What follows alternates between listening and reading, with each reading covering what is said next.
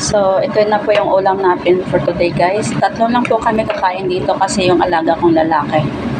Nasa school po siya kumakain ng lunch.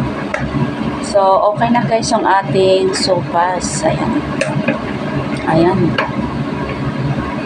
At naluto ko na din po guys yung grilled chicken namin. Ayan o. At saka tong ampalaya guys. Ayan.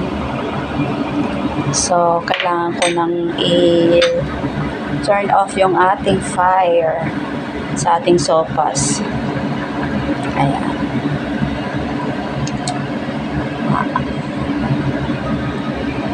So, busy po si Ate Fe ngayon guys. Kaya, ayan.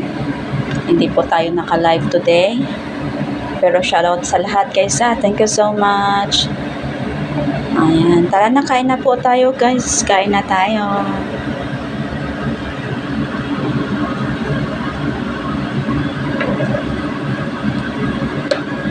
Ayan. Ating sopas. So, ayan. Bye everyone. Thank you so much.